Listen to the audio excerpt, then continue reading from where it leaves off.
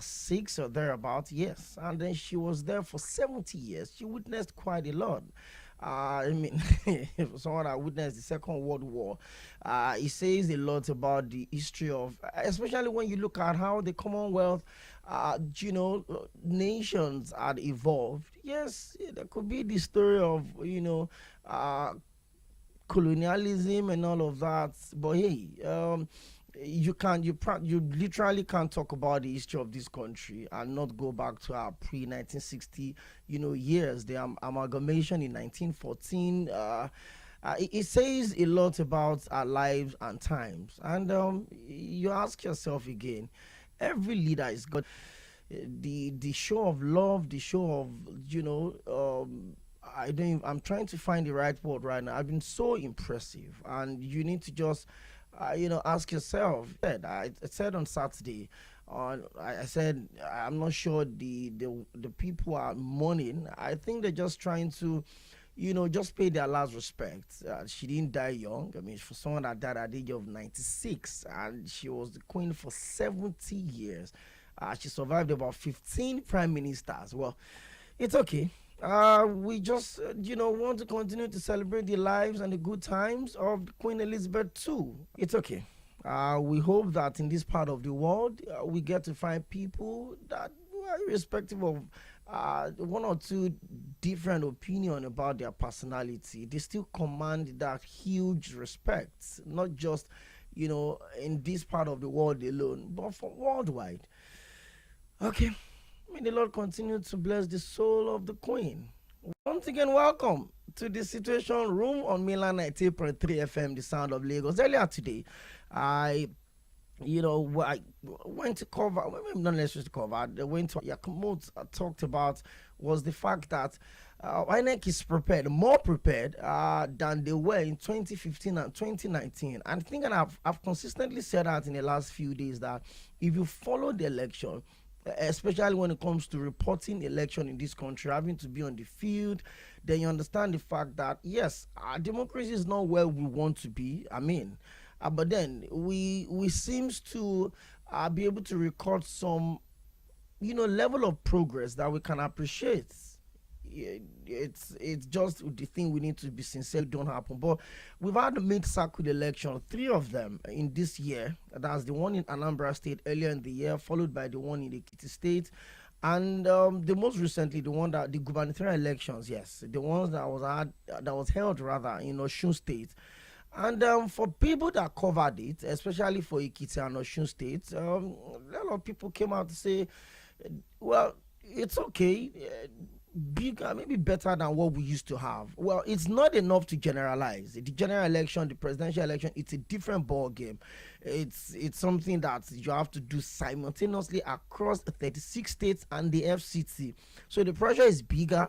But with what we saw today, with all of the conversation around INEX, readiness or preparations towards the 2023 presidential election, and the chairman of INEC actually gave his word that every vote that is done appropriately would be counted, and those are the votes that will be declared. So it's a strong message coming from the body responsible for conducting election in this country.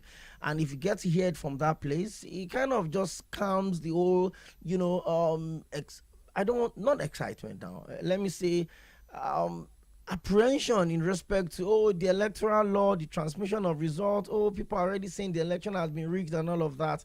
I think we should just give INEC, some benefit of the doubt, with the hope that we would continue to develop our electoral laws.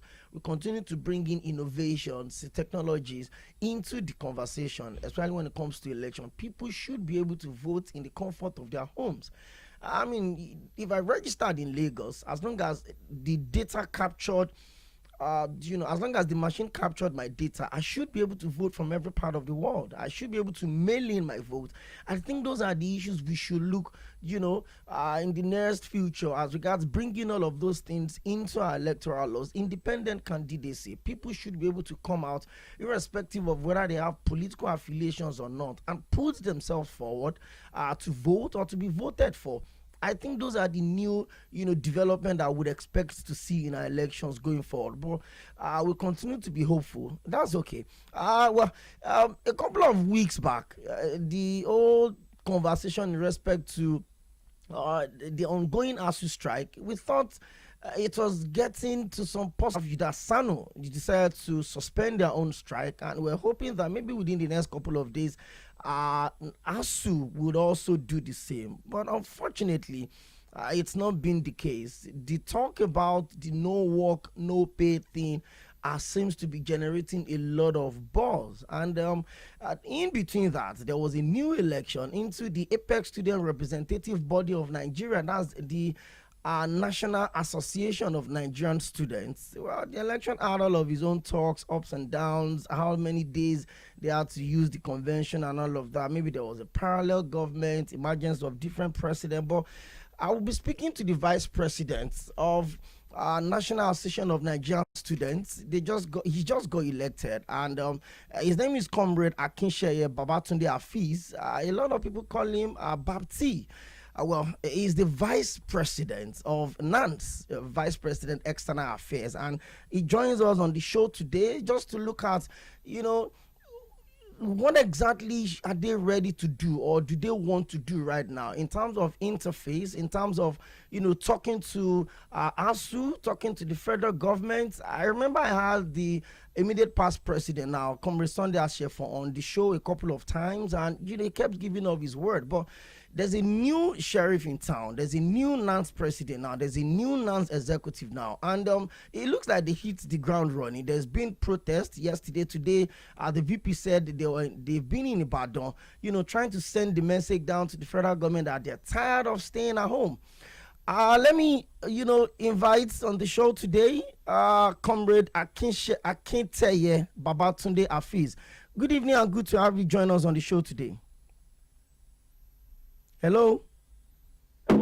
Hello. Okay. Good evening, comrade. Good to have you join us on the show today. Good evening. Your life. How are you doing? I'm very good.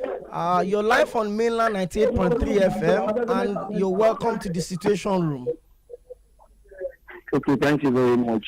Before we go further, let me correct it. It is Akinteye, not Akinsheye. Akinteye, okay. Thank you very much. Apologies for that. Okay, now let me first off congratulate you on your election. I followed the activities of NANS for a while, and I must admit that this just concluded election. Hello, can you hear me? Hello, I'm with you. Okay, I said, and I must admit that this, recently concluded election adds a lot of issues left and right. But I want to congratulate you, the president, and the newly elected executive of the National Association of Nigerian Students. Congratulations for your victory at the election. Hello. Can you hear me?